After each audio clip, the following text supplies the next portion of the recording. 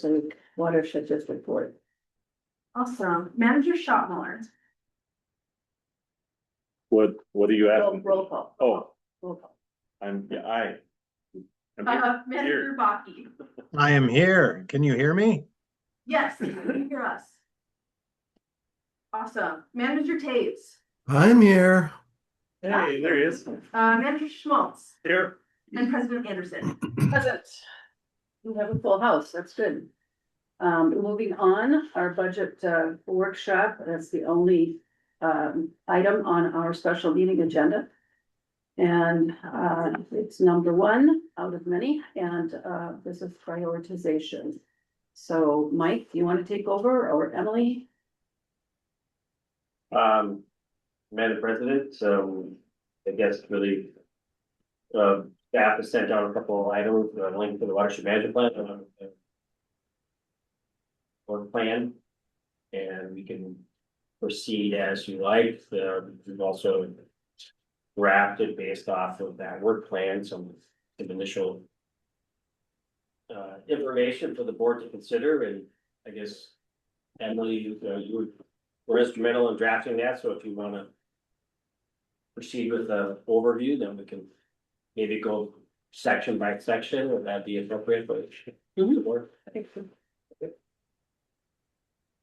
Sure, Madam President, managers. So the board started doing this last year, before they started looking at any numbers. They had said that they wanted to meet and just kind of generally discuss priorities for the coming year, and then have staff build a draft budget with that directive in mind. And so, that's kind of what we had recommended, kept it pretty open-ended. I've got just an outline of the watershed management plan on the next slide. In addition to that, President Anderson had asked that our chart of accounts and the year-to-date spend budget breakout from our treasurer's report get distributed. So we sent that out over email last week. And then Manager Schmaltz today called and suggested that we send out the estimated 2026 year end, because the treasurer's report shows year-to-date spend. And so we printed off at the office a spreadsheet of the estimated year ends for 2026. So I can pull that up as needed, any of those items as the board wishes. But if you just want to start with general, not talking numbers, but just the general plan structure, here it is. Okay. Do you have anything that tells us or encapsulates what the 2027 using the 10-year plan, of course, as the backdrop, what's coming up from that plan for activity in 2027? Yes. The 10-year plan has a 10-year cost table. It can be used as a pretty good starting point, and we can display that if you would like. We also just know the projects and the grants that we have on the radar. And so I can talk through those as well, though not all of those are necessarily, we didn't foresee those 5 years ago when we drafted the plan. So I can go through and kind of give a summary of ideas for 2027, or if you want to display actual numbers, I can do that too, whichever you prefer. Well, I think both of them are important. I'm glad you sent out all that background info.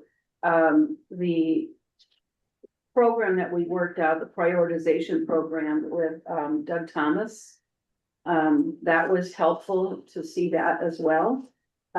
So we want to stay with the plans, but things do change, as you just mentioned.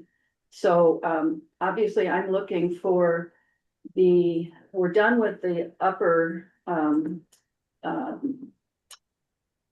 sub watersheds. So we're now to be focusing on the Sunrise River and Big Comfort, Little Comfort, whatever's left there. So that's what I'm anticipating, is that we are going to see that type of activity. But if we still have other things to do, I want to know that too. So that's what I'm looking for.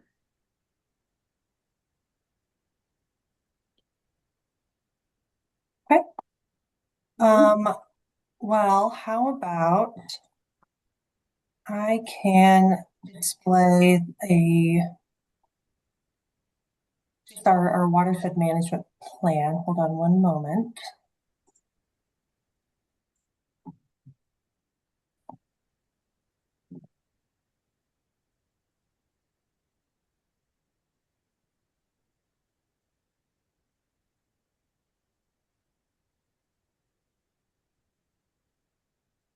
Okay, here is a breakout in the watershed management plan format, and then showing in this right column the dollar amounts that were estimated from the watershed management plan.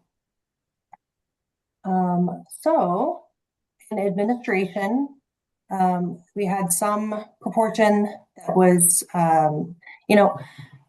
maybe before we even get into each of these sections, we are kind of recommending that going forward, we lump staff wages and benefits into these two sections here. You've got some of it going to implementation fund, some going to general fund. The 10-year plan had it kind of broken out into about 22 different line items throughout the budget. And so just to simplify things, we've rolled them up here. And so we've got some of the staff wages and benefits going to the general fund, which is administration, and then the majority going to the implementation fund, which is programs, projects, land acquisition. So we've got that there. I didn't hear all of that. You're kind of going back or in and out, I mean, in the sound. Can you just repeat that last part? Sure. So for the projected staff wages and benefits, the watershed management plan had a projected amount for that. And we're recommending simplifying the chart of accounts so that some of it goes to the general fund and the majority of it goes to the implementation fund. So just two line items where the staff wages and benefits are going. Yeah. And then moving on, we've got board administration. So that's going to be like your manager per diems, manager expenses, travel and everything, the conferences. And so the watershed management plan had 80,000 for that.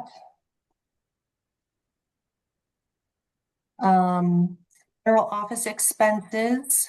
That's going to be kind of like the office rent at the current office space. New computers, ongoing regular overhead costs, printing, copier, IT, things like that. Just literally the cost of running the office are going to be under general office expenses. And did you include that accelerator on the building every year under the contract? It was to go up by a certain percentage. You captured that too? Yes, the 2026 budget, we had amended that to reflect those costs. And then we have some estimates for 2027 according to that accelerator, as you've noted. Okay, all right. General administration, in the watershed management plan, we had kind of, in our current budget, we have the audit and insurance and Minnesota watersheds dues are under general administration. Those things used to be under board administration, and general administration just used to be staff wages and benefits for the general fund. And so the watershed management plan, it has 0 for general administration if you take out the staff wages and benefits. That board administration number, it's going to be a little bit higher because it includes some items that we recoded to general admin, but we didn't break out exactly how much was what. So you can just know that the combination of board administration and general administration estimates for the watershed management plan was about 80,000.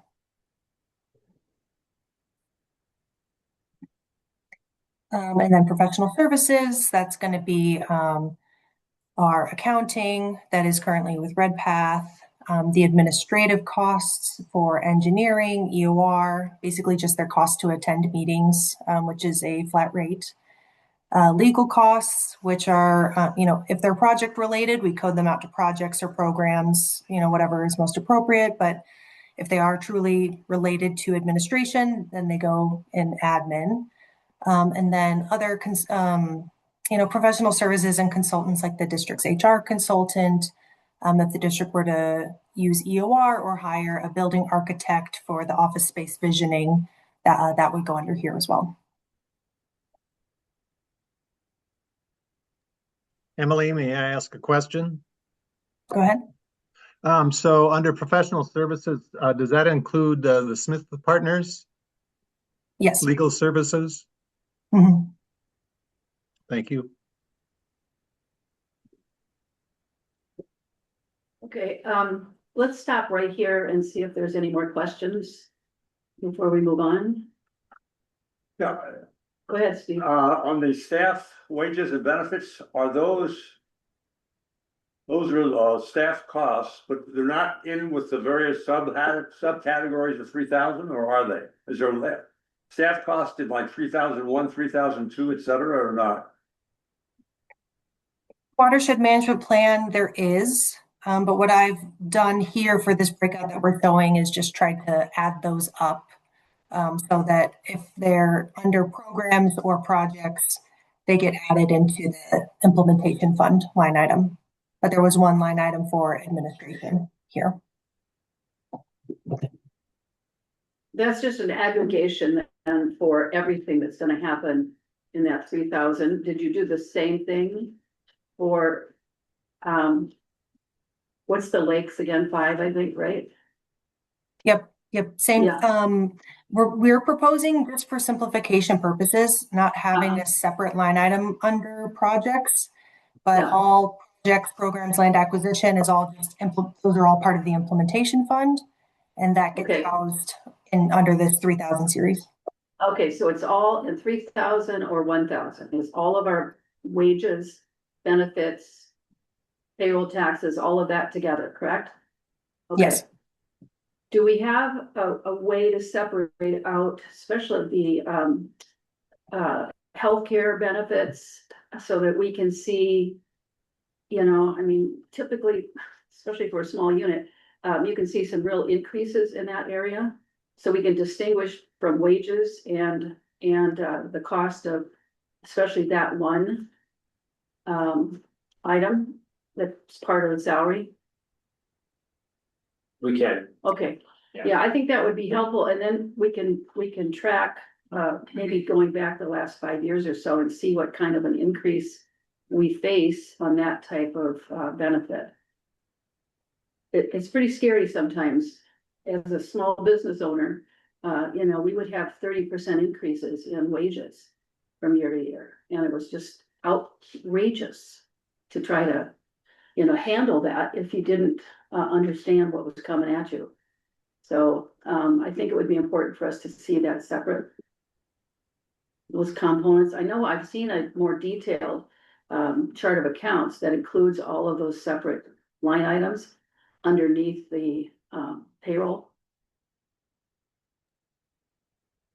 But we need to have some kind of feeling. The other question, I had on wages, when I add those two things together, we're at about 900,000. And I thought we were over We are, a million. yeah, it doesn't add up. Yeah. This So at was- least that. Mhm. So this is not our proposed 2027 budget. I thought you would ask to see the 10-year plan. And so Mhm. that was 5 years ago, our best projections. Yeah, we're already finding we're a little bit different from what the 10-year plan projected. So it's good to refer to the plan, but it only goes so far. Okay, all right, so this is the plan, not the actual that we're looking at? Yep. Yes.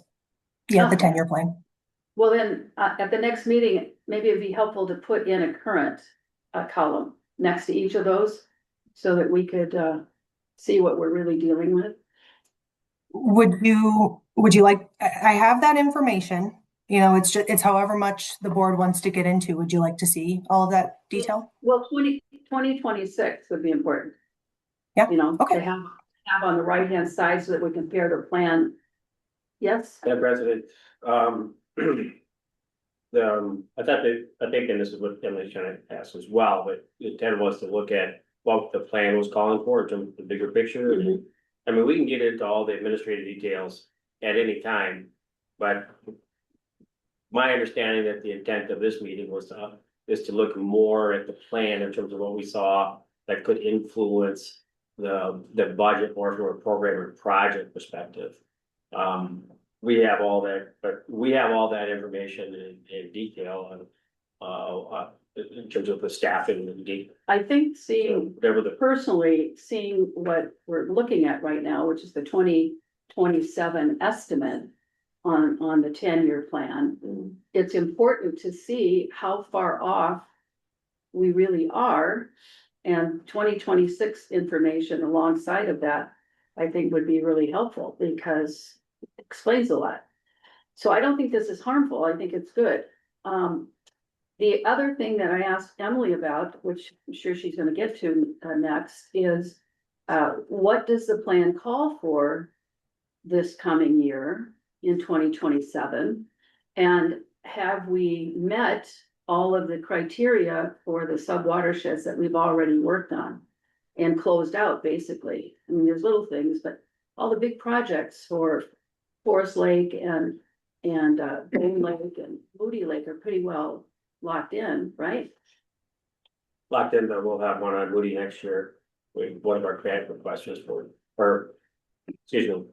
We have, yes, one of our grant requests that we expect to have available July 1st. We'll start seeing if we'll do a fairly major project on Moody there at the Boone Lake South practice it. Another similar wetland restoration project that we've done with some of the other farmsteads. So that'll be a pretty notable project from a capital. But that wasn't something that we put into the 10-year plan. I mean, this is an opportunity that came up, correct? Well, we've been eyeing that for some time. That was part of one of the components of the acquisition. And I can remember, Emily, did we have that specifically lined out in the 10-year plan? I don't know. if we Which did. project? The Boone Lake South. The wetland project or where the old farmstead is. It doesn't have its own unique line item, but it's identified as a priority area for the Boone Lake Management District. And we have a kind of general wetland enhancements line item that says we'll do these in these priority areas. So there's that connection there. And so we've been using the wetland enhancements item. Okay, thank you. For clarification purposes, the difference between the general fund and implementation fund, is that grant dollars paying for the implementation fund off the implementation fund? No, is there a reason why we break it out otherwise? Statutory. Okay, all right. Designation. It's confusing because the general fund by most accounts and cities and things like that is the thing that they do to operate. Right, that's what I was, In this case, it's the administrative portion, and then the implementation fund is the equivalent of a general fund in most other. Okay. Okay, let's move on.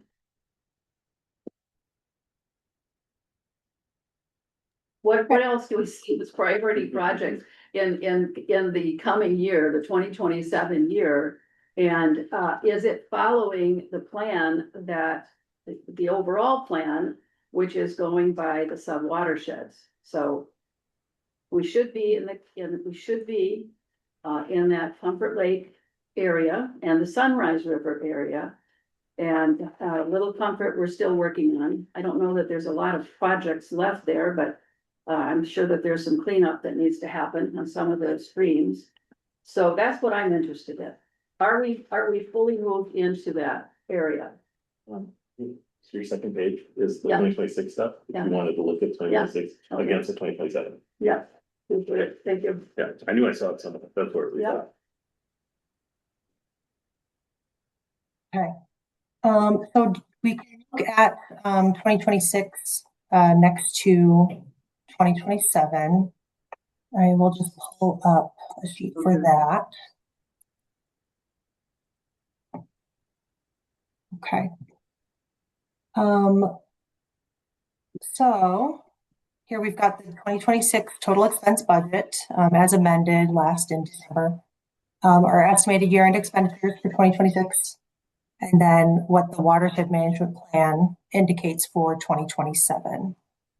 And if you want, we've got, notes for expenditures in 2027 that we can get into. I just don't want to throw too many numbers out at you right off the bat, because in the past, managers wanted to kind of talk in general before looking at the numbers. So is this a good view for everyone to kind of go forth from here?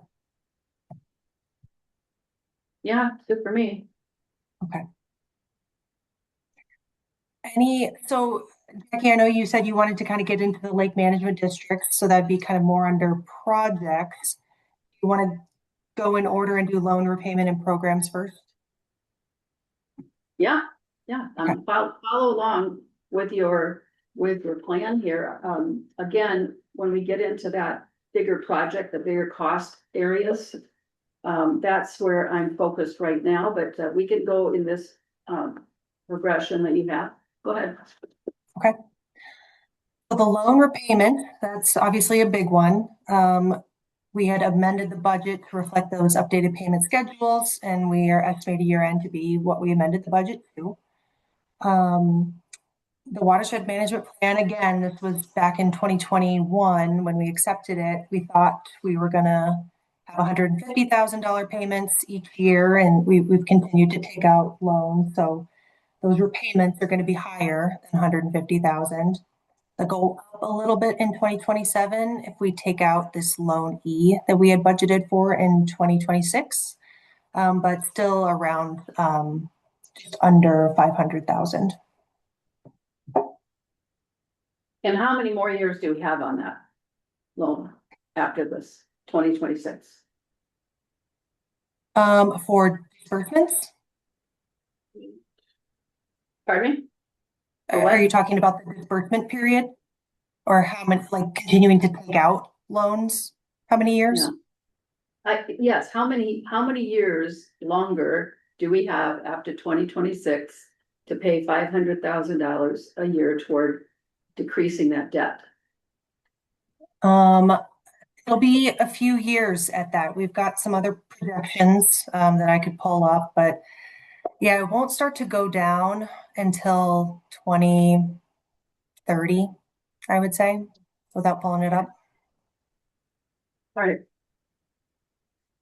Because those first two are still on the 10-year. It's a 10-year repayment period, and so it kind of goes out for a while. Okay, so for programs, like we had talked about, having kind of the other part of staff wages and benefits, kind of living here in this 3000 account code. And so the watershed management plan is a little bit lower than where we're at. So in 2027, we'll, obviously adjust accordingly. But I will say, on the whole, when we get to the totals and when we get to maybe some estimated costs, actual costs for 2027, I think we can still be roughly in line, if not better, because even though the staff costs were estimated kind of low and they're going to be higher now, we're offsetting professional services, outsourcing that work. So we're able to implement the plan, and the staff costs are higher than expected, but then the professional services consultants costs are going to be lower. So it's going to kind of balance out on the total. Getting into district rules and rulemaking. So the watershed management plan, actually, it had indicated a little bit of budget for this. And we are undergoing our rule revisions process right now. It'll take this year, it'll go into next year, and probably be done maybe toward the end of next year, I think. And so it's 30,000 this year, probably in the realm of about 30,000 next year as well. So I think the 10-year plan is on track. Are we going to be looking at the consultant that's working on ordinance changes with the Lower St. Croix? Are we tapping into that opportunity? I think we can benefit from that work. I will say they had looked at the city of Wyoming and they had found that of the communities in the lower St. Croix Basin, they said the city of Wyoming's ordinances are actually in pretty good shape comparatively. And so they hadn't recommended going with Wyoming specifically. But I think, we're working closely with our cities through our rules process right now. And I think we can use some of the materials that are coming out of that Lower St. Croix effort and have some synergy there as well. Yeah, I thought they liked our ordinances. I mean, not ordinances, but our rules. And that's what I was talking about, if the cities incorporate our rules, which they're supposed to do anyway, then a lot of that would be taken care of by making sure that they're doing what the law says they should be doing. Yes, and there's even still kind of a gap between our rules, which as I understand are kind of up here, and then the minimal impact design standards, which are better than what a lot of cities are at. But I don't think that the minimal impact design standards or MIDS, as they call it, go quite as far as our rules in some cases. So there's still some slight difference there. And the Lower St. Croix is focusing on those standardized MIDS format. Okay. All right. Moving on to permitting. This one is, with staff wages and benefits being brought up here, the permitting program costs are going to be your professional services. So EOR review time, legal counsel review time primarily. And we just adjusted our fee schedule at the end of last year. And so we are trying to cover more of those expenses with the permit revenues coming in. And so I think when we get into kind of the revenue expense recap side of things, we are estimating that more of those program costs are covered by outside revenues and not covered by the levy.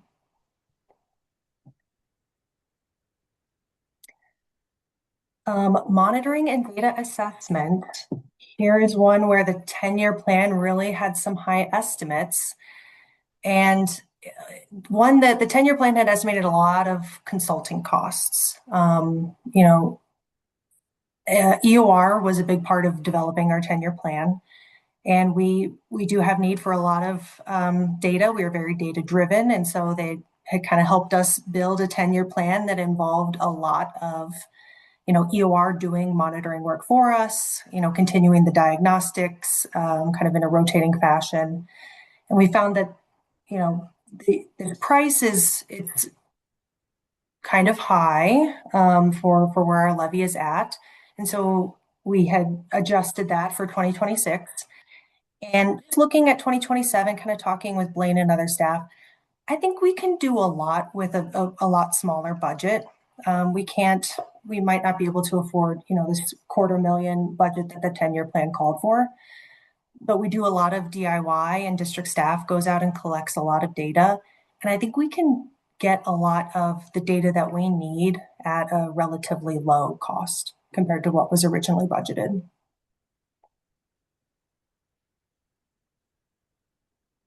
Haven't we been in that mode for this past couple of years?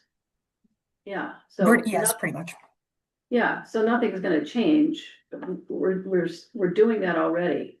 And EOR comes in when there's an aberration that can't be explained. And so they take a deeper dive when that's needed. Or to pinpoint a particular project in an area that doesn't show. You do all the data analysis. Yeah. As well. The EOR, yes, okay. Yeah. And that's just another one of those.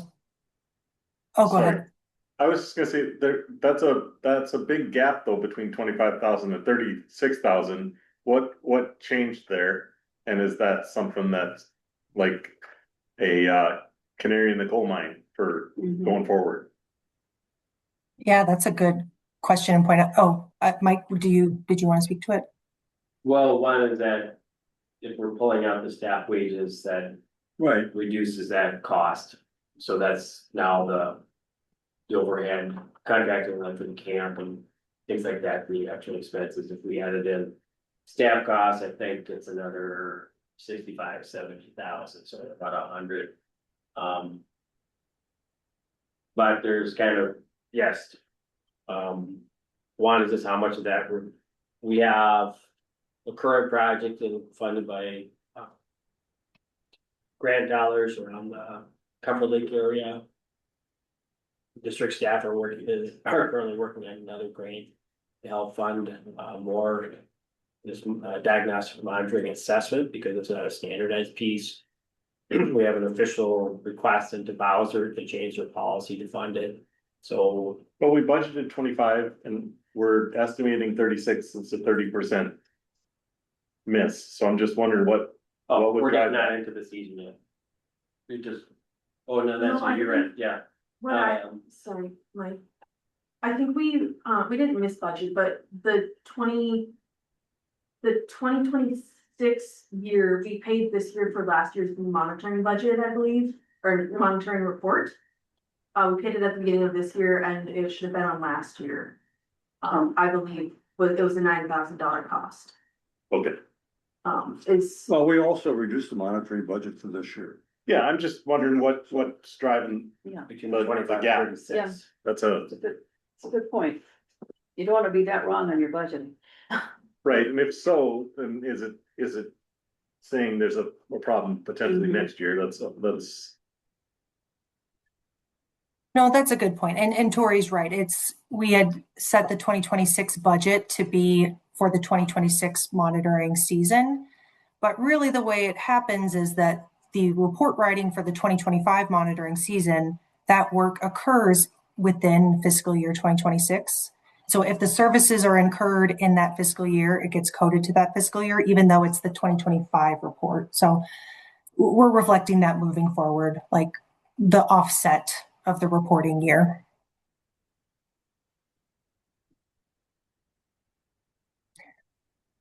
Moving on to non-point source pollution abatement, or our cost share program. This has been one where we've been trying to increase where we can and trying to leverage outside grant funds as much as we can. And we've got some that are anticipated coming in next year, and hopefully even more that we're seeking out. But somewhat in the $80,000 range between the technical assistance from EOR and the SWCDs to do project design, and then the pass-through grants themselves to give grants to homeowners to restore their shore, build a rain garden, and then other like smaller costs, overhead and expenses like the soil testing that we do, and we have the weed tool rental, little things like that. So that's a program that we're hoping that we can continue to fund.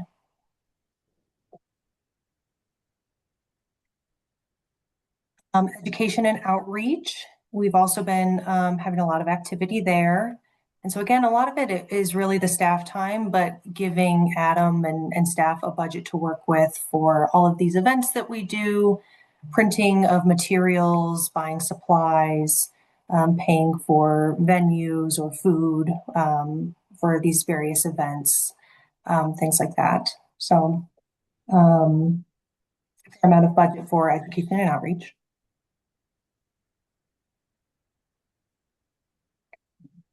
Interagency communication, a lot of this really is just staff time. And so again, that's kind of budgeted up there. Some expenses for, this is kind of where some things are housed, like our GIS and our district web mapper and things like that. So it's kind of some minor overhead expenses that are related to interagency communication and that are included in our watershed management plan under that section, but relatively low. And the 10-year plan, I think, had estimated some more consultant time than is strictly necessary. So that's kind of a higher number than we necessarily need to budget for.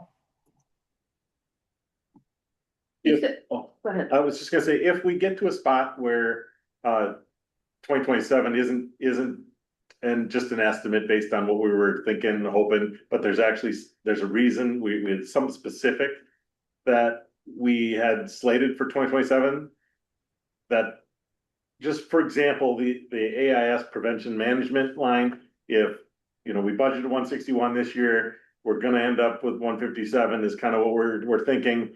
But next year, we've got an expansion of $100,000 for X, Y, and Z, and that's why it's 268. If we just come across any of those, that would be great to know for me. If it was just a guess, ballpark thrown out there, but we're not gonna change, we don't have any big change in our mind for next year. That just would be good to know. Does that make sense? Yeah, it does, but I think, what you're missing, just because of For sure. history, is that this 10-year plan was done, I think when does it end? 31, I think.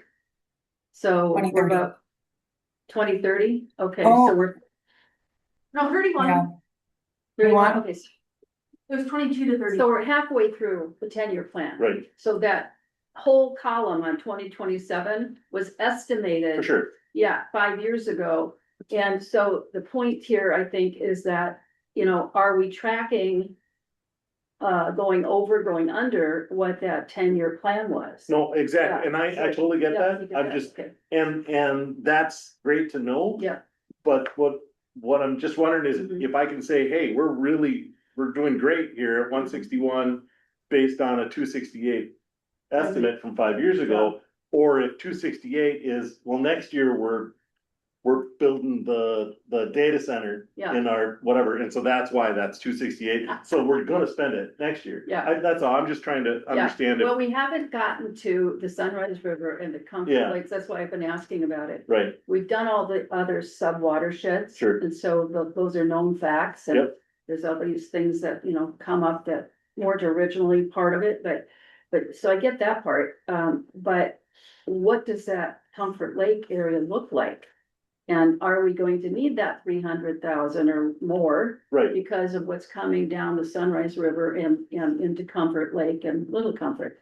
That's what we don't know. So,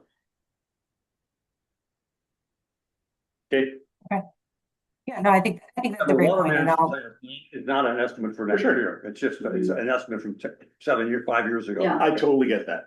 But we could have decided that mhm, we're changing in 5 years ago, we planned in 2027, in 2026. The management plan called for 160,000 for the 10-year plan. mhm. Next year, we did 270 because we were gonna do a big project. Yeah. And so that's the only thing I'm Okay. asking if Mhm. the big gap is for a reason, or if it just is a placeholder. Yeah, It's kind of a placeholder, honestly. It's a good guess. for sure. But when you're going out that far, for sure, but the other thing is that all of the sub watersheds are different.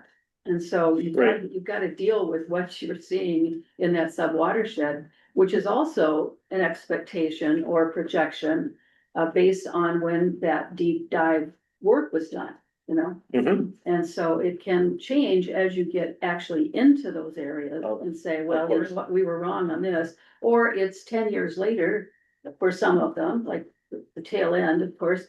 And so either things are better or they're worse. For sure. So you gotta keep fluid, I think, on that part of it.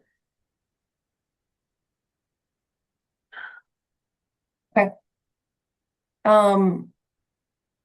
If So, if we can go a little faster on this stuff, I think. I slowed you down, I'm No, sorry. no, not at all, but I didn't realize we had this, and so, cause I didn't pull this up.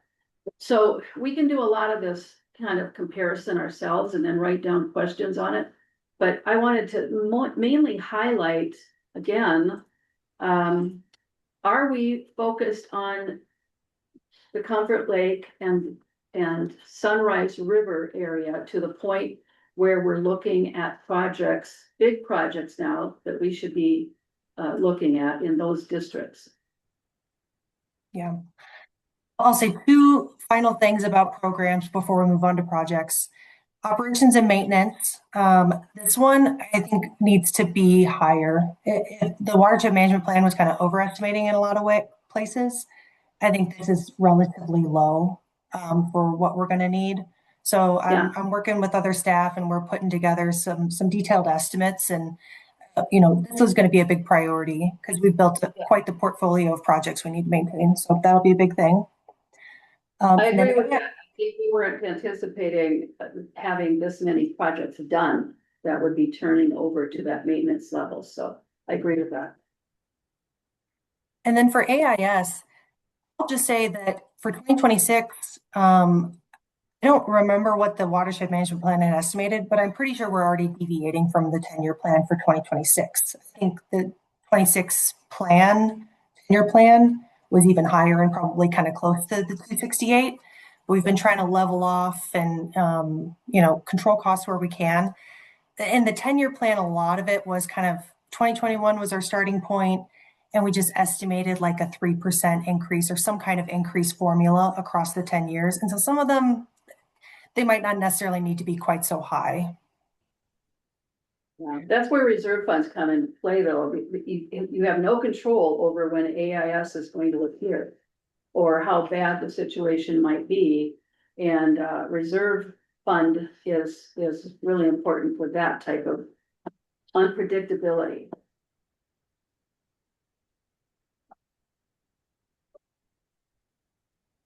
Okay. All right. Just seeing if there's anything else we want to bring up here before moving on to projects.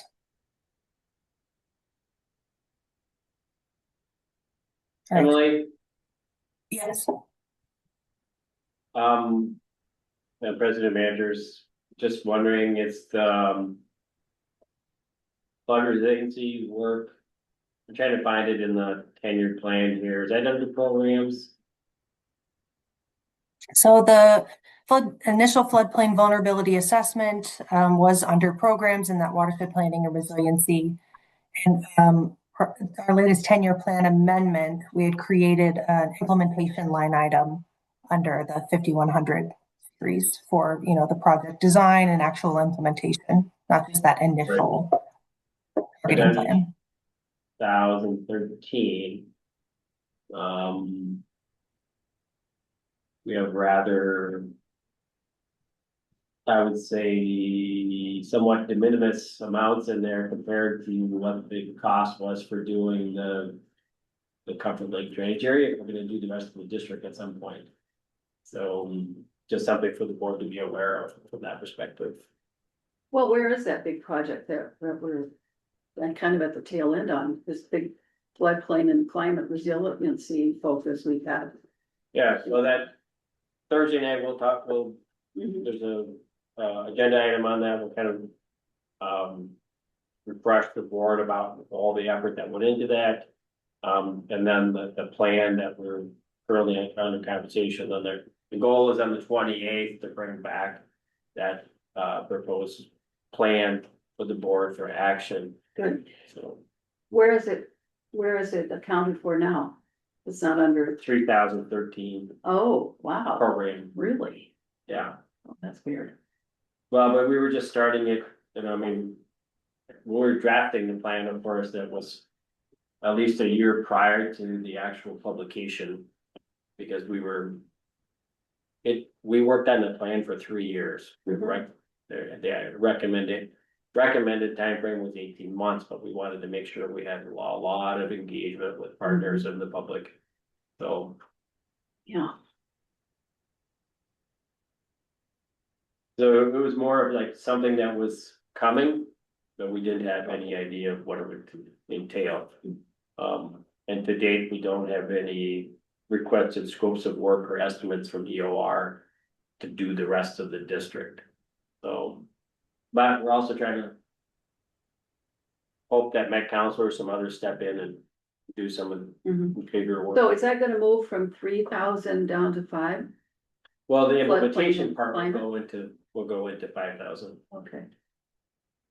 but just from the planning side, it's still. It's in the program 2013. Yeah, we're repeating what we've already done, but doing it elsewhere.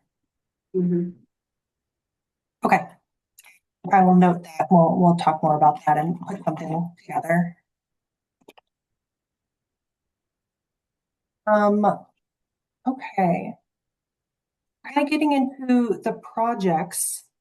Um, so on this scale, just in general, the 10-year plan is probably more or less where we would look to be in 2027. But we have some really specific projects identified and moving forward on their time scales and through their phases. And so that is something that we can get into and we can present. I'll try to touch on that as we go by each of these general sections.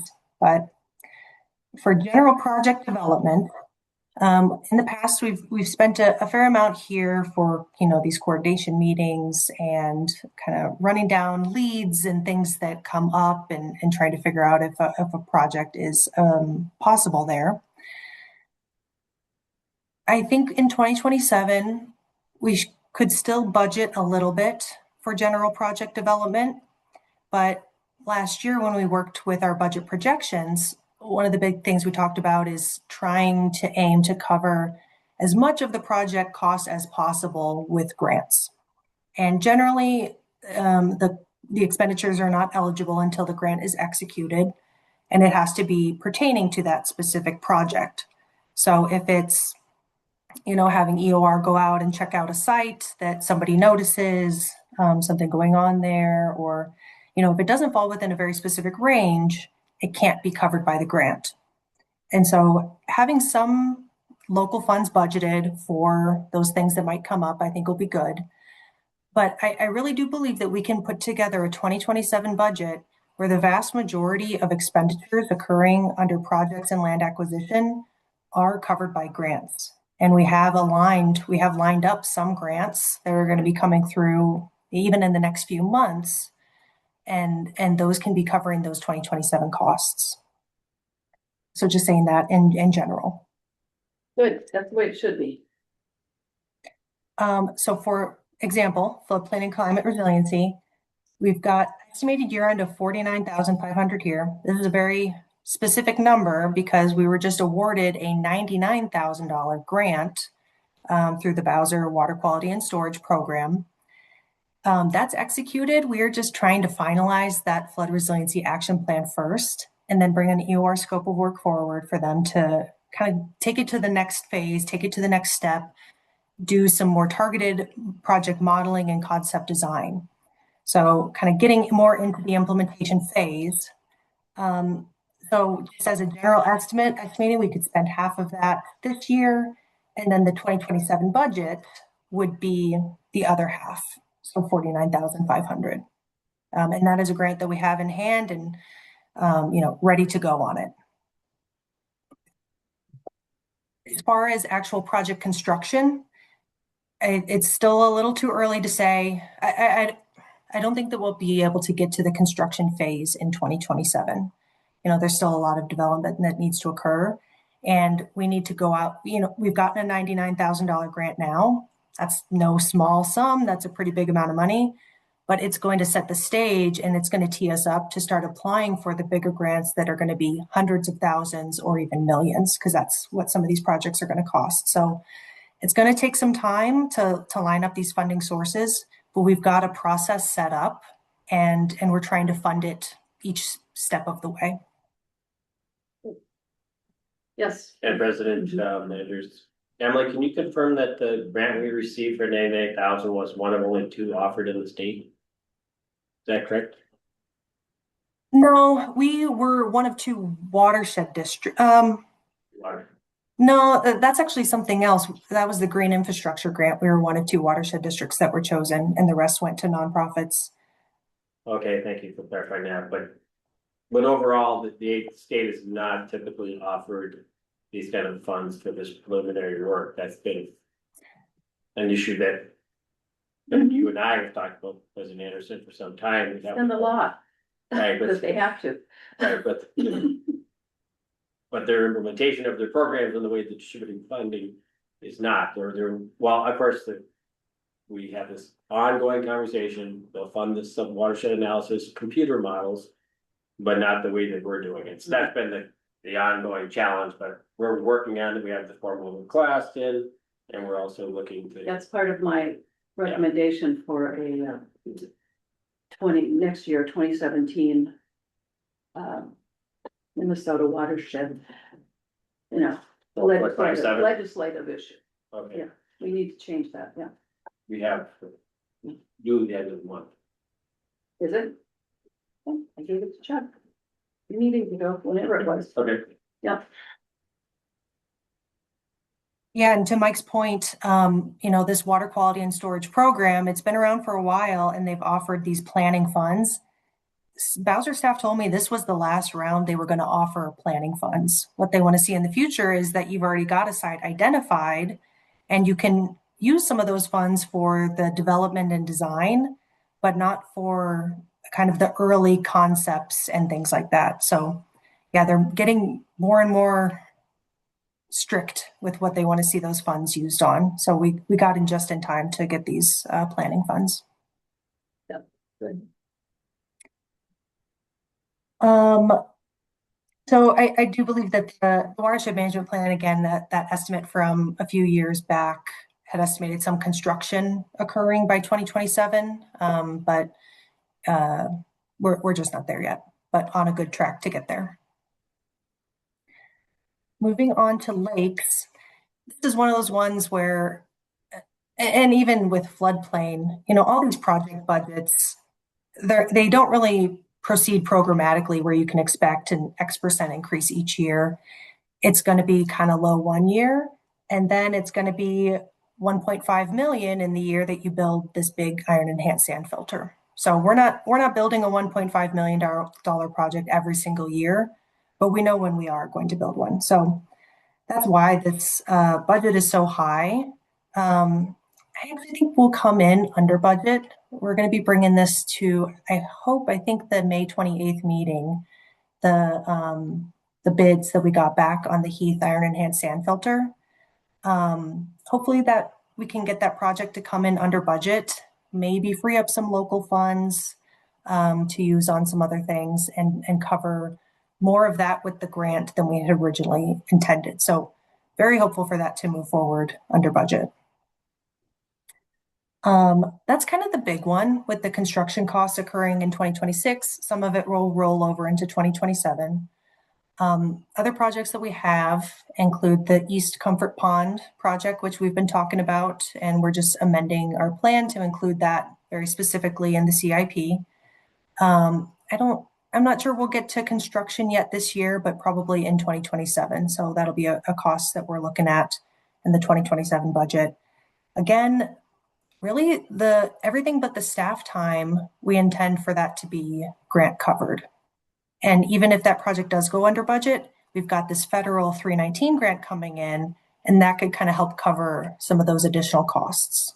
So really a good plan in place to cover that project with grant funds. So by being under budget on a project like that, it doesn't really give us extra cash to pay off the loan earlier, for example, because most of the cost is being covered by grants. So we just don't get as much grant. We don't use as many grant dollars, correct? That's Or are we often the talking about case. saving levy dollars. That's often the case, Steve. That's a good point. But actually, in this case, it was such a big cost, high cost project that we actually didn't have enough grant funds to fully cover it. So we had actually budgeted $67,000 of local funds to be able to cover that project cost. And so if it does come in under budget, we can kind of shift those around a little bit.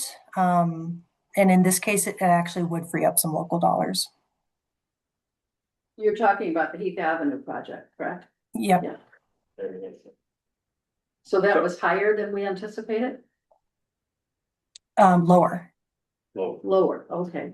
So, Always- I mean, we should establish a kind of a priority here. This is a priority meeting, right? So if we create extra savings during the year,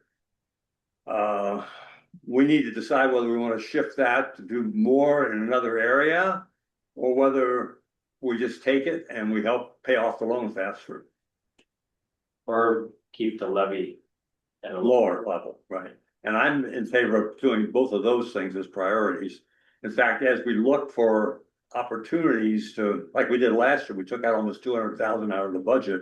As we go through this budgeting process for next year, be nice to be able to find additional dollars that we could rely on to help reduce the loans even faster too. Right, because we took out a new loan this year, $150,000 loan or something, 234 is part of the budget, 234 is part of the budget. 750 is what the total. Right, but the new one we took as a, to keep the cost, the levy down. Correct, 234. I mean, if we could just get rid of that right away. In savings, that would be great, but anyway, Well, I think it should be a priority and we need to get our thinking and staff's thinking in that direction. Yeah. As we look at these things. I mean, that's what we have to set priorities on, right? So I think keeping the levy low if we can and also, reducing those loans faster than a 5 or 6 year schedule would be nice. You can only do that if you levy. I mean, where else are you gonna get that money? If you're talking about taking savings on a grant, you can't apply that to No, something. no, but he's saying that we had forecasted in that 1,000,007, $60,000 of levy dollars, because we didn't have the grant dollars. Mhm. So now we got more grant dollars, plus it's coming in lower, If- so we got 60,000 laying right That- there. Anything with a levy, anything from the levy can be transferred. Right. You can't transfer Right. grant dollars. I understand Yeah, that, that's okay. why I'm trying to make that point. Yeah, That well, I just, And that we should look for those situations if we can, so. obviously, Madam President, managers, I think it would be helpful for staff, for the board to have a consensus about sort of ranking those priorities. Right, let's Levy, get them on a list first as we go through here, and then we can rank them at the end. but I'm just talking about overall target fiscal management from a target standpoint. Is the levy, for example, under 10% a goal? Is it paying back loans? Is it something, or is it moving into other areas? that's that called are- those are the top- financing, and that's what we need to do. Those are the You know? top two things on my priority list, Okay, okay? So it's on my list, so let's get it on the list. Then when we have other people's ideas, then we have to go through and sort out. So staff doesn't get pulled in 6 different directions, yeah. Well, I think the answer is, from my perspective, is to set up a reserve fund. Where we're feeding that, so anything like you're just talking about here, a project, the levy dollars now. A project is under what we anticipated, and it's levy dollars, that can go into the reserve fund. And then we purposefully budget for that reserve fund as well. So that we have this cushion that we used to have, and we don't have it anymore. It's a good idea, I like that. Mhm. This is what I've been talking about over the years, though, is that in government, you, especially cities and entities like ours, you have to budget by fund. That shows exactly how you intend to spend that money. It's very transparent. For the public, they can see, okay, they're putting this much into roads and this much into lakes and so on. So it's a very transparent thing. The interesting thing about our world is that we practically live on grants as much as we do on levies. And so separating out those things that are driven by grants is, to me, a smart way to do this for complete transparency and understanding. Is you have your levy, your general fund, which is always funded by levies. Yeah. And now you've got all of these line items that everybody understands, nothing's hidden. None of the payroll is, put down into this bracket, it's right there. We need $1 million a year for our payroll. No matter what happens with anything else, that's covered. And all of those other things, overhead, any overhead goes into that levy area. Which is the general fund. I actually have that drawn out here. Yeah, So perfect. it'd be great to have, Mhm. this is. Basically, every line item has dollars in it, and if there's a portion of it that's grant dollars, it should be in one column. And a portion of it that's gonna be levy dollars should be in another column. So that at the end of the day, we don't get distracted by Mhm. these big numbers that are covered by grants. When really, we need to be focusing on what's not covered by grants. I don't know, that's just a new person's No, that's the way, Opinion. honestly, that's the way it's set up. It's set up that Set way up. now. Okay, So. cause we're looking, right now, we're but looking we're at not. combined numbers, right? Well, yeah, but that's somebody who's go through the budget sheets, it's a separate column for grants. Okay, And it's usually. I'm the new person, apologize if I missed some of that stuff or don't remember that, so. Well, it's like we just saw it here again, is that you've got your salaries separated into those two Right. areas. It's not under a general ledger kind of a thing, or a general fund kind of thing, where all of this overhead, your day-to-day living, basically, you Mhm. know, and you never want your payroll to be tied to a grant as part of that grant dollar. Although doesn't some of Because- our payroll get offset by grant dollars? It should. So. A little I bit mean, does, so- yeah. Yeah, Mhm. so when they're working on a project, the project can pay for them, right? Yes, So that's a Well, little, it- it's a little weird.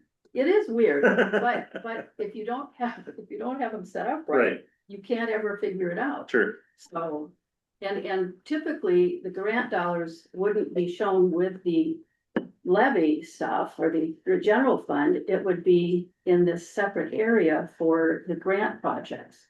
How Or the grant program. require, President, It's in and out. grant require a match and so Right. often the thing that's, is to put the staff time as the match for sure, cash. yeah, right, Because we need to manage the project anyway. so. Right. But that's a working thing. We've talked about this. This is more of a work, kind of a way to do it. And which is how you have to keep track of it, but not on your budget sheets. Your budget sheets are different. And they need to be transparent.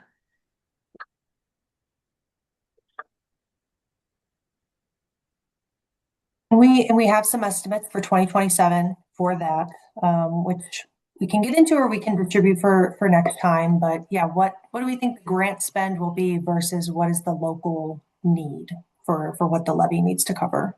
So we can get into that. Yeah. Just one more note of under the lakes category, we have another grant that is currently active, which, you know, another one where we really kind of got in just in the nick of time. We got what might be one of the last accelerated implementation grants through the Clean Water Fund competitive grants. Back in 2025, we got awarded this grant for the Sunrise River Headwaters project development. And so this is a grant. It was $118,000 that goes toward that project identification work that we are doing in that Sunrise River corridor and Comfort and Little Comfort Lake. So EOR is working on that for us, kind of bringing together a lot of information, looking at the monitoring data, looking at past studies, current land use, and what kind of projects we might want to do in that corridor to achieve multiple benefits. Water quality, as well as, you know, flood resiliency could be an additional benefit. So that work is still ongoing. That's going to be part of the 2026 expenditures and then probably go into 2027 as well and be grant covered expenditures. Now, are you talking about the are you talking about the Sunrise River north area, or are we talking about the Sunrise River headwaters in Forest Lake south area? Just kind of that corridor from Forest Lake to Comfort Lake, but as well as Little Comfort Lake, because they both drain into it. Mm-hmm. I'm still trying to figure out where Sunrise River and Forest Lake happens. So. I was looking for Sunrise River, I didn't see I that. don't either. You think I Googled it's right down here. Yeah, I've seen that from the past too. But I thought that was ruled out. Sunrise River It's doesn't. the south side of the lake. Yeah. That's where it's pointing. Anyway, so you're talking about the Sunrise River between those 2 points is what you're talking about, right? Yes, here, let me Okay. pull up. You know, basically, you've got, you know, the Sunrise River goes out of Forest Lake into the Comfort Lake Management District through Shallow Pond and into Comfort Lake. So kind Where of, we've got most this of it corridor is. here. Where most of it comes from though is down in that southwest area where it comes out of Anoka County. And then goes up and meets right where that out point from Forest Lake is. That's not on this map. But it's on the DNR map. I haven't actually heard WMO. Pardon me? The Sunrise River WMO, you referring to? Well, I'm talking about the Sunrise River that goes into Anoka County. You know, that's where it comes out and matches where the exit point is for Forest Lake. That's where they come together. But there's branches that go all the way up north of where we are, so all the way to North Branch. They're coming out of those Itasca, not Itasca, the one that begins with an I by Cambridge. Pardon me? I see him. Isante, yes, thank you. There So are anyway, multiple branches outside of make our sure- boundaries. Make sure when you're talking about it that we have a reference point, okay? That's all. Yep, that's 100% grant funded. That's moving forward as well. That's part of these costs. Then what is that for? So that was Last one. the AIG grant that we had gotten the same year as the Heath Avenue Iron and Sand Filter grant. And that is for project development, like the pre-project planning, that work that we're talking about. Okay, gotcha. And that's another one where they are not offering that program anymore. It's been kind of spotty in the past, and then it popped up in 2025, and we were able to get that grant, which is really helpful, but I'm not hopeful that they're going to keep offering that program into the future. Moving on, streams. This was one, it's kind of a medium priority in the watershed management plan. And truthfully, a lot of our work, you know, when I talk about multiple benefits, streams might not be the primary beneficiary, like in-stream water quality, but a lot of the projects that we have done under the lakes category to primarily improve the lakes have improved the streams. And so, you know, this is one where there's a zero budget. We don't have any specific stream heavy projects identified as of now, but a lot of the projects that we're doing, again, in the Sunrise River corridor, will benefit the river itself. Moving on to wetlands, we had talked about the Bone Lake South property and how we have this wetland enhancement line item in the watershed management plan. That is a big one. We've got multiple grants coming together. So in 2026, we're spending up the remainder of a Conservation Partners Legacy grant that we had gotten. Most of that grant was used on the acquisition. There was a little bit of funds left over, and so we're using that on some site improvements and some fencing yet this year. And then in July, we will get this $1.4 million Lessard Sam's Outdoor Heritage Fund grant coming through. And we'll really be able to hit the ground running and do all sorts of improvements. You know, there's wetland enhancements as well as restoration of degraded wetlands. And we're also proposing to do some upland enhancements like forest enhancements and a prairie and oak savanna restoration on the property. So we've got kind of a comprehensive plan there. And I know we've been discussing that site and what our plans are out there.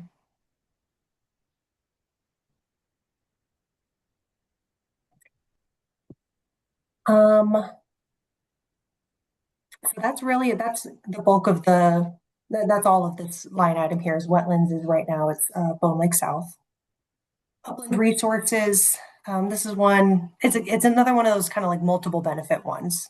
We are benefiting upland resources with a lot of our projects, but we're just not housing costs under that category. You know, it's a medium priority. Oh, streams was high priority. Upland resources was a medium priority in the 10-year plan.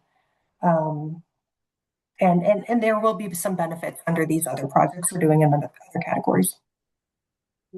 I just want to put out for the board members here as we're going through this, you know, kind of first steps on what to be focused on.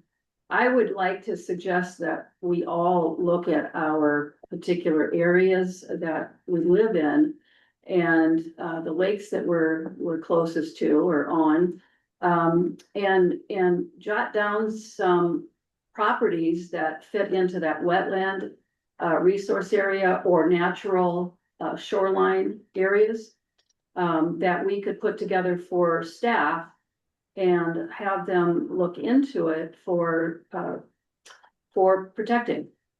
We still have property like that around Comfort. I talked to Mike about it, but it needs to go down on paper so that the staff has, you know, some ideas about where this preservation, just like we did in Bone Lake area, would be helpful. And so I intend to do that. I just encourage the boards to do that too, board members. Aren't most of the wetlands owned already? By someone, if not by the city? Most of them are private, Yeah. vast majority are Right. private, right? And so, I mean, if anything, I guess, at president and managers, it might be, that would be, a strategy from a starting point standpoint, then collaborating with the city to make sure, see what their plans are, you know, from a land use standpoint, and as a land use authority. You know, currently, we're working with the city of Forest Lake, trying to identify sites for restoration and make sure they're not conflicting or competing with some of their interests, so.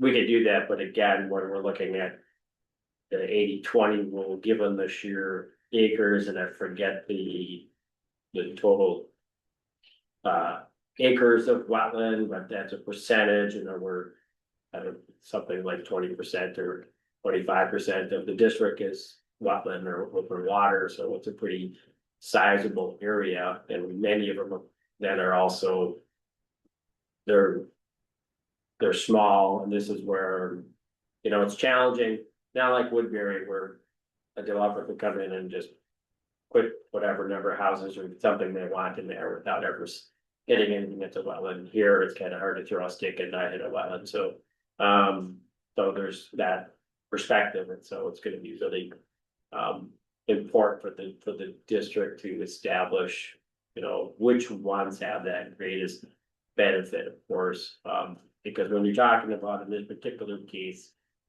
the cost per acre is going to be relatively the same, but we want to find the ones that have the greatest impact. That Bone Lake South one, I mean, No brainer there, yeah. yeah, well, I mean, but I knew that was a very unique wetland to begin with, and We're talking about this, right? Yeah. correct. Yeah, okay. Right, so in that one, so which other ones are out there? We do have a meeting with the Trust for Public Land set up at the staff level. Coming forward and talking about their interest in collaborating, after we completed this acquisition. So we'll see. With who? The Trust for Public Land. Or Minnesota Land Trust, excuse me. Yeah, Minnesota Land Trust, good. Yeah. Yeah. So, Well, that's what I'm thinking about, is that, you know, that as a focus, then we can get those landowners that own it to use that vehicle. We don't have to do much except introduce them and talk about the value of even the small ones.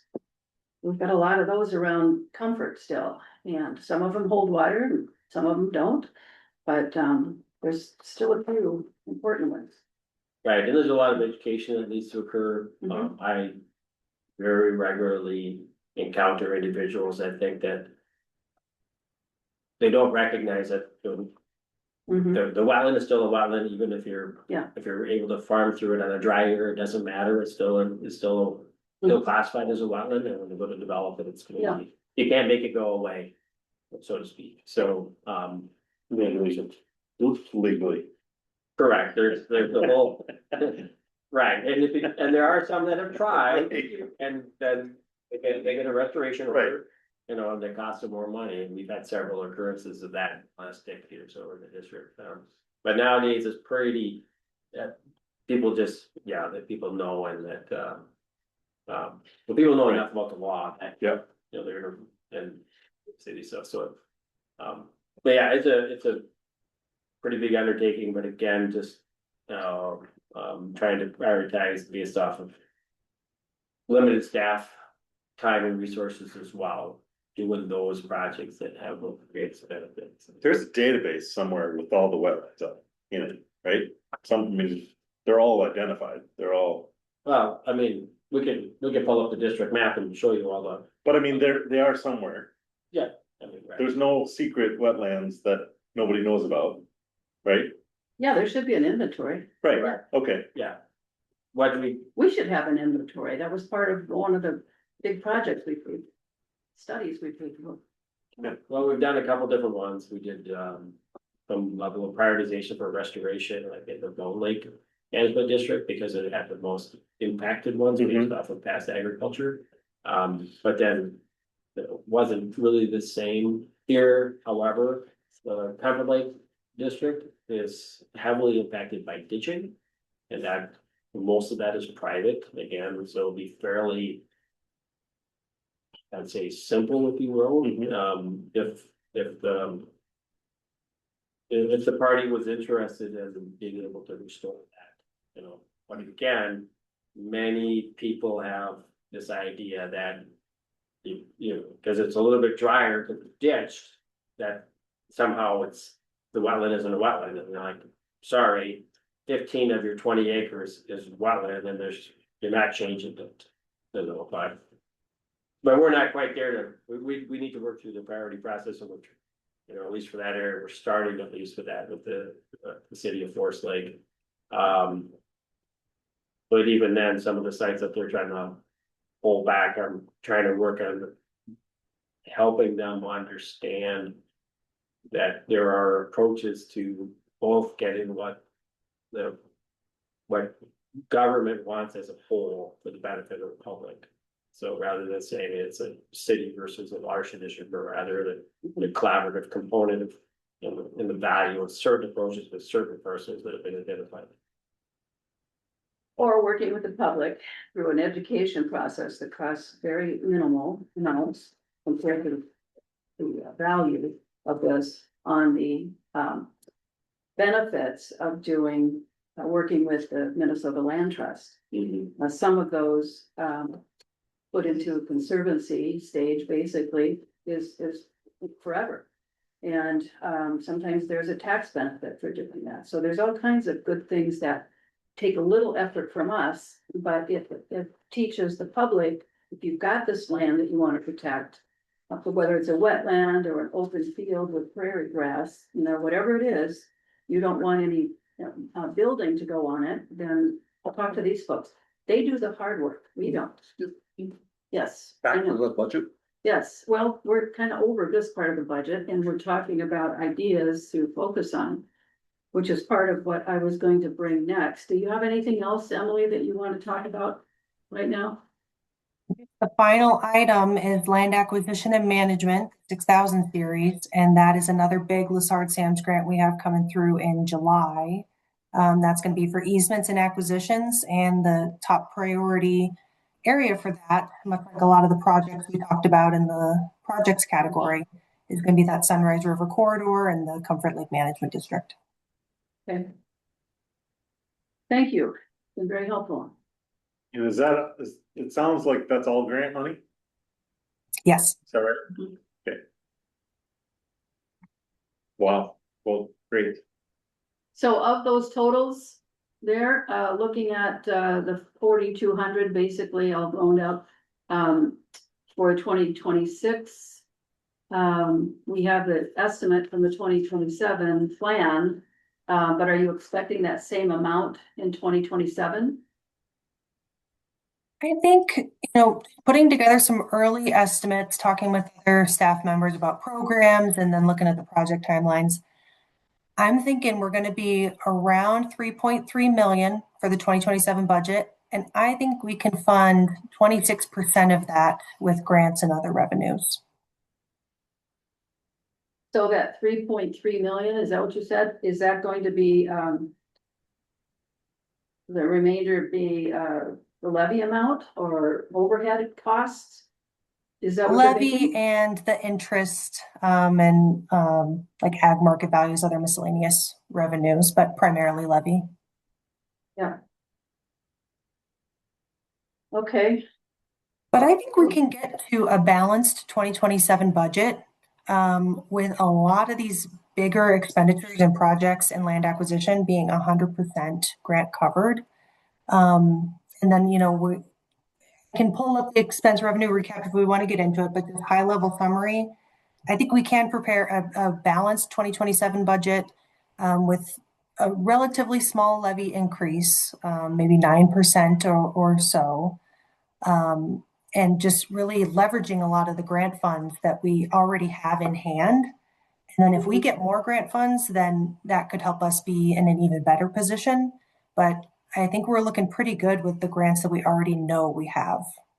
Yeah, but you're not paying off the debt if you don't increase the levy. It's the only way you can pay it off, is to increase the levy. We've got about 7 years of not budgeting enough for that to catch up on. So why wouldn't we keep our budget increase at 20? What did we put on our 10-year plan last year? We didn't put on 20% for Yes, next we year. did, 23. For next year?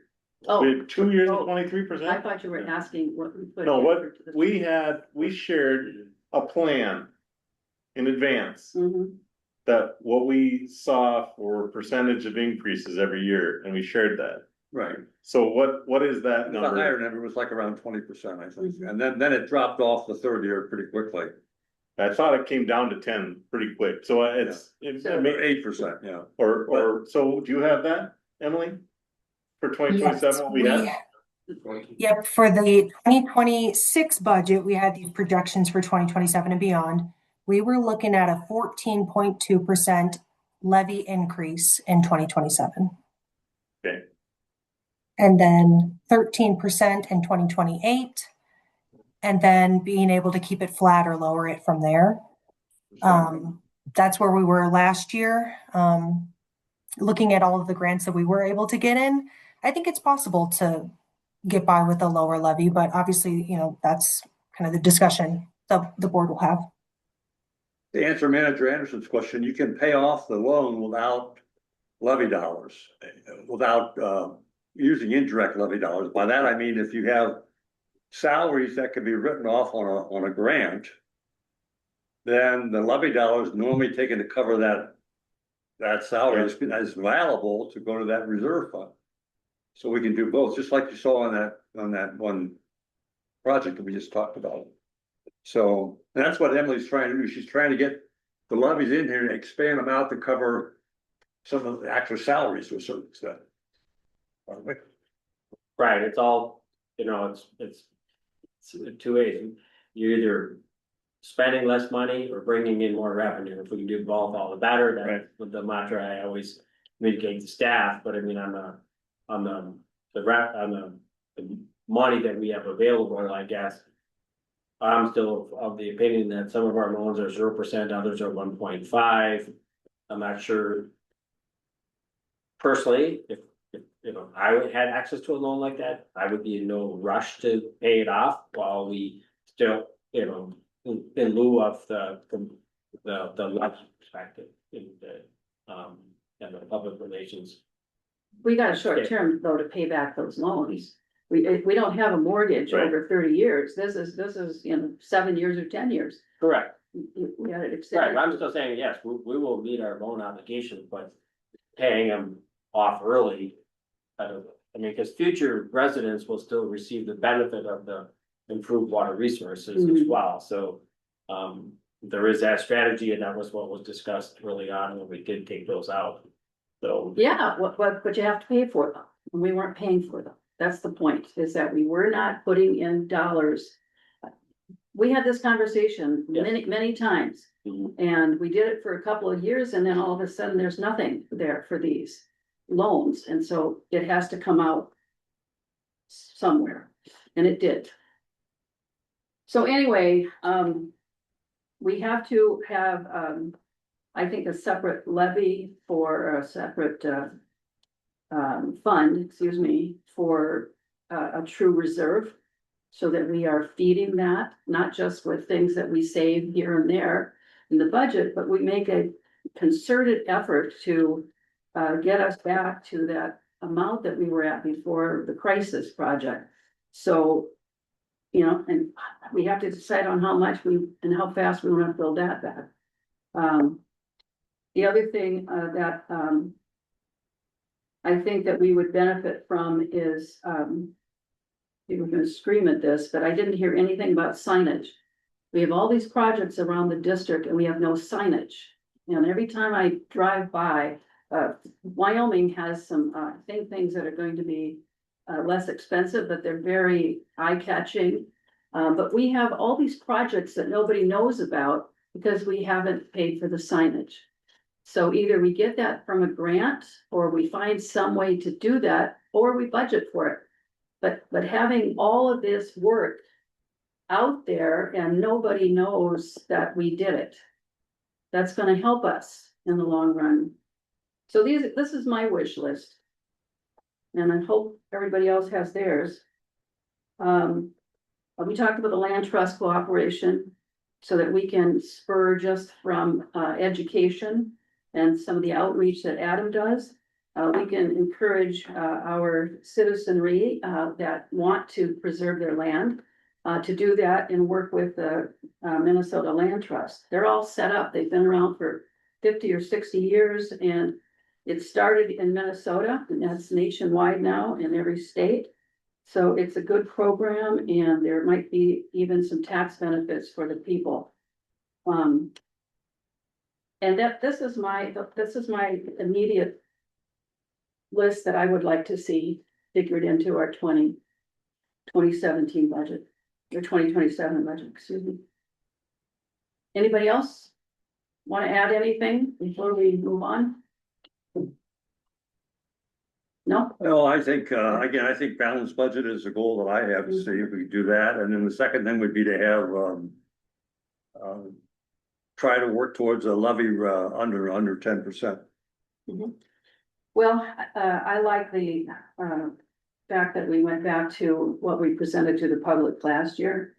Because that is close to 10%, a little bit more, but it helps us eat down that deficit, that hole that and we won't get out of any other way except levying for it. Anybody else? President Anderson? Yes, go ahead. Manager Jabaki, go ahead. Okay, thank you. I guess my wish list, I would agree with Steve in that we need to live within the budget. And if we can't, we need to reduce expenses. And we should not be increasing the levy substantially. And we already made a big jump for this year. We heard a lot of feedback on that. That's what Thank you. Thank you. I appreciate it. Thank you very much.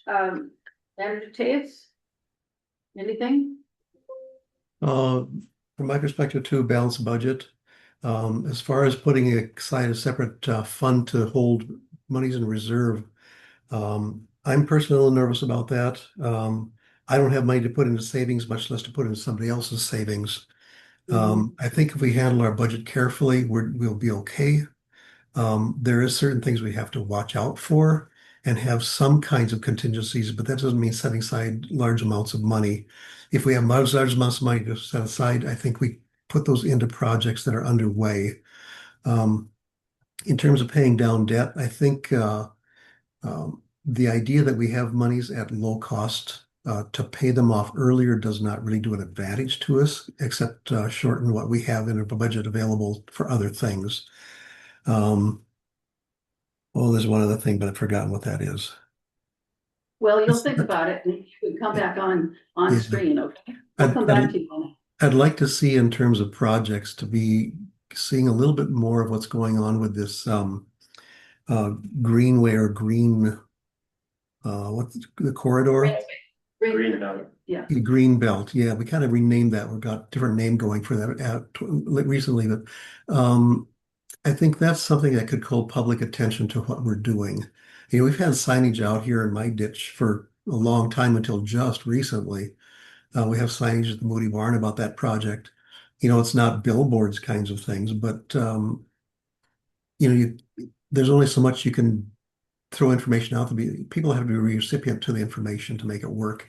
And I think the work that is going on in our outreach and education is going to reap huge benefits for us. That's putting us out in the public sector. The pieces that are popping up on Facebook are really, really quite effective. And they're not just saying, you know, you got to preserve water. It's talking about native plants. that's the kind of thing that, you start picking up all different people's perspectives on things. And that's what ties them in. It's not just clean water or, it's a better place to fish. There are Mhm. people who care about the plants, are interested in the plants, are interested in native culture. So I think, I think there's a lot of things we are doing really, really well. Um, yeah, budget concerns, we got to keep that under check. But I think we're going in a really healthy direction overall. Mhm. Thank you. Thank you. Yeah, I'd just like to reiterate, what Manager Taves just said about the, reserve fund, and I appreciate your commentary on why you want it.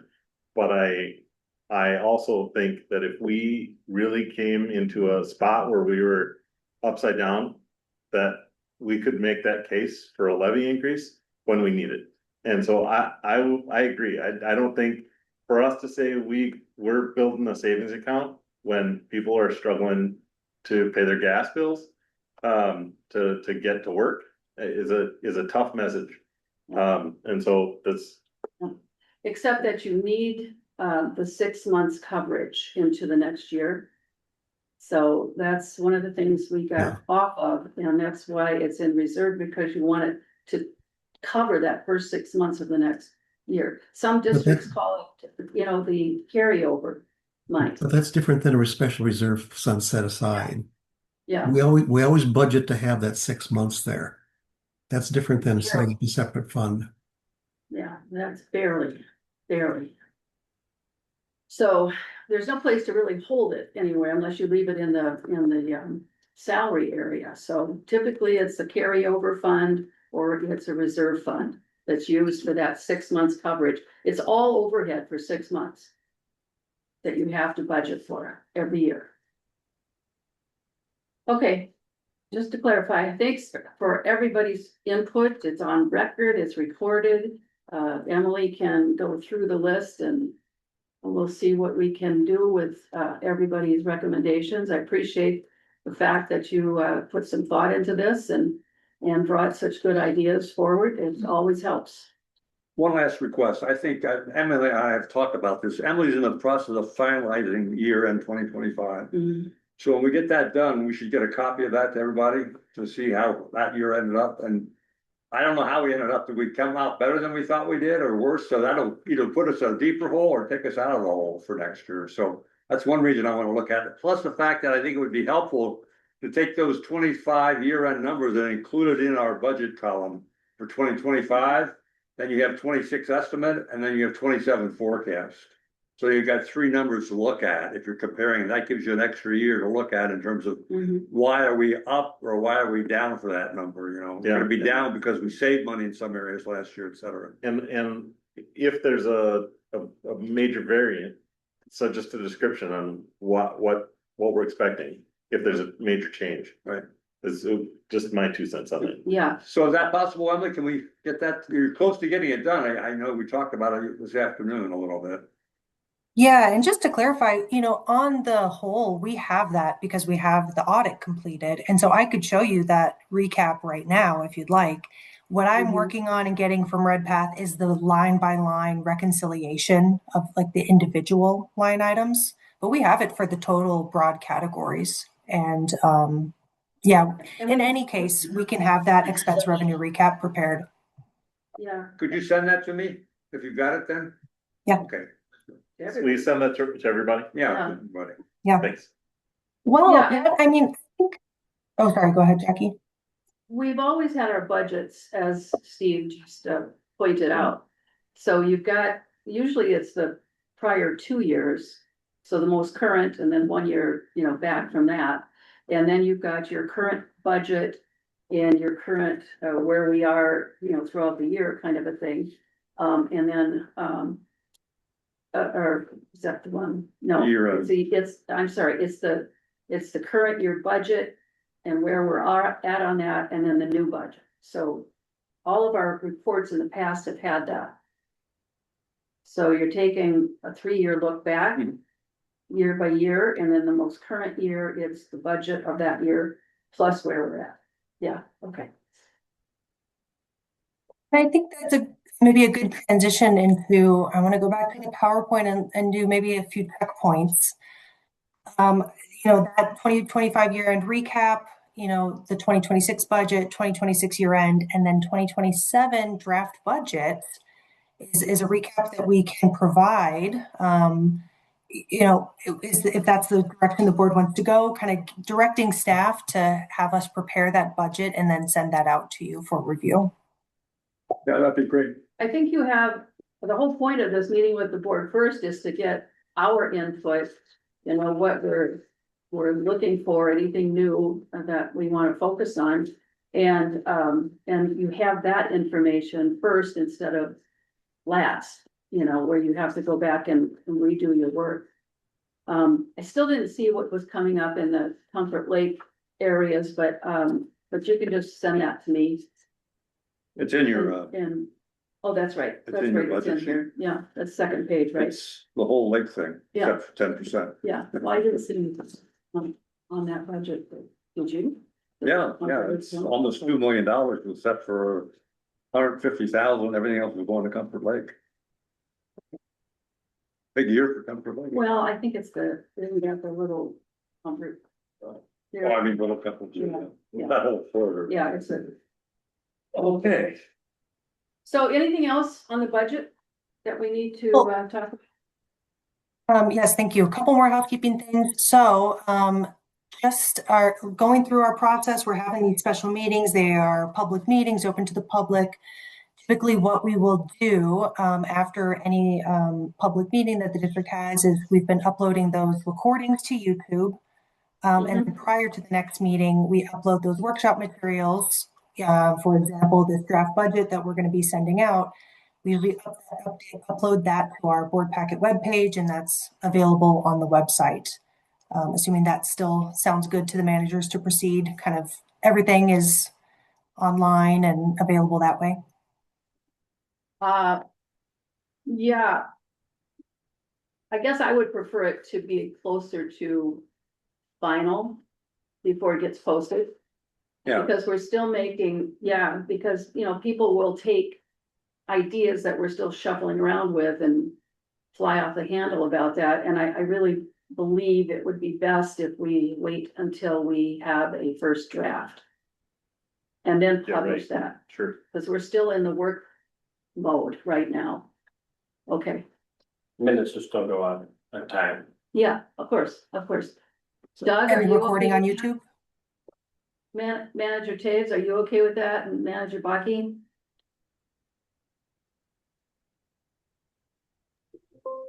Yes. Okay, thank you. Manager Baki? He's shaking his head, yes. Okay, I see. all right. Yes, I'm fine with that. Thank you. Yeah, thank you. I have a question And the on this. recording on YouTube? Are we good to have all of our recordings on YouTube? Yeah, you can always put it on YouTube because it's a workshop and people will see that and hear that.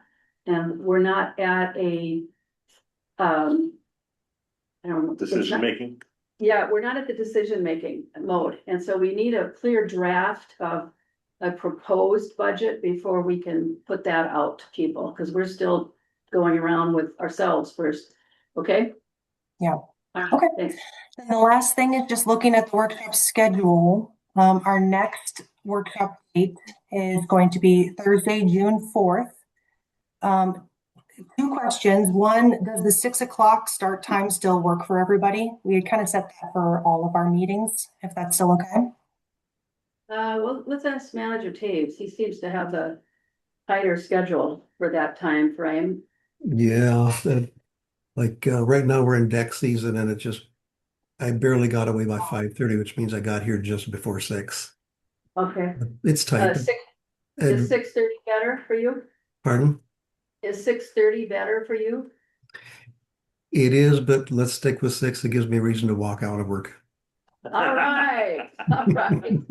It's not my career. Let's put it that way. Fabulous. Thank you. How about And then- 5:30? Appreciate that. Okay, so next meeting will be 6 o'clock, Thursday, June 4th. Then looking ahead to one more meeting, Manager Schmaltz had said June 18th is less than ideal. Something's come up. Is there any opposition to rescheduling that one to Tuesday, June 23rd? I'm okay. One sec. Yep, I'm checking dates here quickly.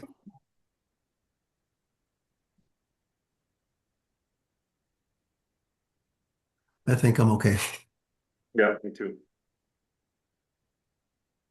All right, sounds good. Thank you, guys. Yeah. That's all I had for that item. I know there's 4 of them, but there's still a woman in the room, okay? Excuse You me. got it. You know, Emily, it's how millennials talk. We call everyone guys. Daughters call. would Yeah, it call be judo. too much trouble to send calendar invites to my email address? Emily, I can do that for all the managers. Okay, great. Awesome. Thank you, Tori. Like, good Yeah. suggestion.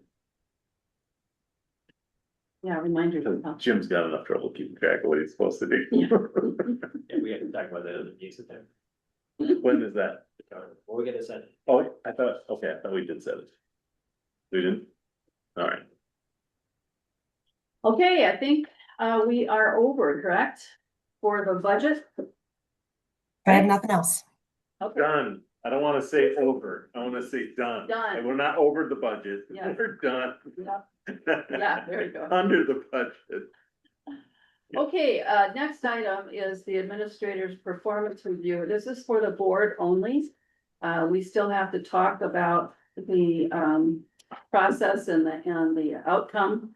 And Emily, instead of handing it to me, you're going to make Mike. You have the host, Yeah. okay. So Mike will be the host. We'll stop recording. Well, let's. Yeah. Hold on, before we do that. Is it still being recorded? Yes. It's still being recorded. We need to make a motion, don't we? Correct. Oh. Okay, we need to go into closed session, and so I'll make the motion to go into closed session at what time is it here? It's 7:42. Yep. And do I have a second? Second. All right. Motion second, roll call, please. Manager Schottenwalder, Aye. Manager Botke, Aye. Manager Taves. Yep. Manager Schmaltz. Aye. President Anderson. Aye. Unanimous. All right, we will now go into closed session. And, yep, Mike? So just confirming with the board, so the board wanted to talk about my review, then so I have the option of either keeping it in open session or closed and participate.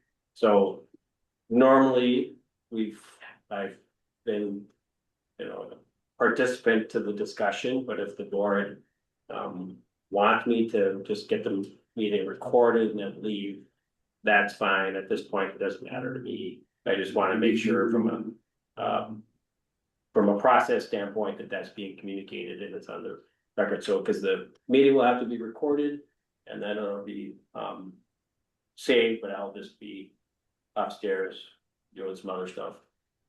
President Anderson, Yes, go ahead. I would like to invite Mr. Kinney to stay for the meeting. Okay. So. Anybody else? I don't see there's shouldn't be an issue, I don't think. I think we're all pretty much aligned in what we wanna do. All right. It's fine. Did you complete a self-review? Did you do it? Okay, It's not. all right. You were going to do it for Thursday? No? Okay, all right. I guess. After 12 years, the board knows, Mhm. but. What we I have do- some other things to, yeah. Yeah, what we do miss is that, the year review. I think that was a very important document we had agreed on to have, so, but that's fine.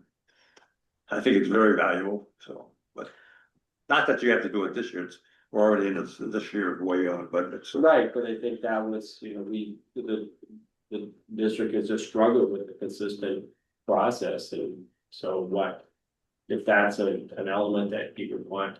And I guess also I'm just thinking about future, right? Also, you know, what the expectation would be for a future administrator. They would need to know that they would have to be able to compile something like that. Then I could still do that before Thursday if that's what the board would like. I think we made a decision. I'm thinking more for the newer managers too, that relatively newer managers. The, I've been with you guys for 5 years. I'm not a new manager. Relatively new. I noticed that Emily is still online. Emily, are you leaving Are for we- this? I thought Yeah. so, but can we stop the recording yet? Or I was waiting for the go ahead. Yeah, and then before we get into all that, then Brad and Tori would need to leave as well. So we'll just, we can, let's prepare for the closed session. right, we're. And so Get the motion and everybody, then- all the managers stay, Mike stays, everyone else has to leave. Okay, And we'll I'm give stopping you the a- recording. Yeah. We're making Mike the host. I'm leaving.